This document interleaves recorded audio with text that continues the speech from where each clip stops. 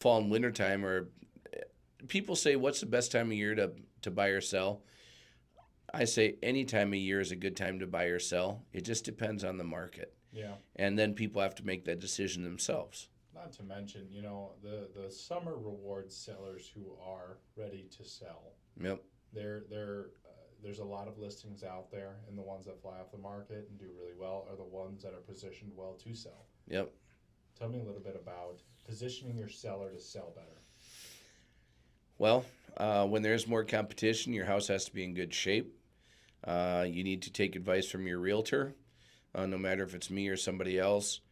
You need to really listen to them because they're the ones that are in and out of houses every day, every week, every year. Um, the nicer your house is, the less repairs that need to be done.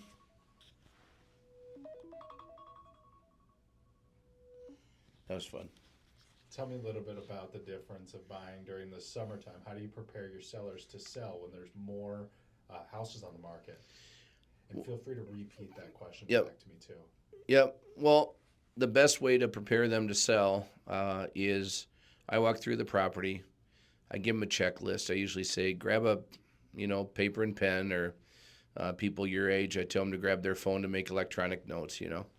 Uh, so put the notes in your phone. Here's the things I recommend to be done. And if you follow those things, I don't want to get overbearing with the things I tell somebody to do, but everything that I mentioned for people to do is going to get them one step closer to get their household faster and for possibly more money.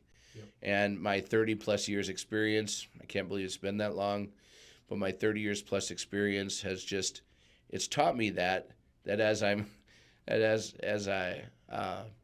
tell people what needs to be done and they listen, it gets us that much closer. You could explain to the camera that I was gesturing you as a cane. You holding a cane.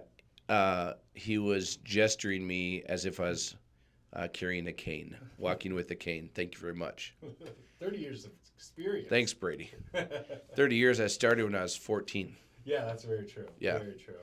Very true. I don't think I could have started till I was, 18, right? Sounds about legally, right. yeah.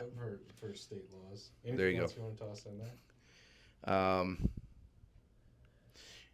Yeah, and the more appealing that you make the place look, the more buyers going to attract. Also, professional pictures. I don't know if you've seen any of my videos that I've done, but some of the videos that I offer now too are really cool.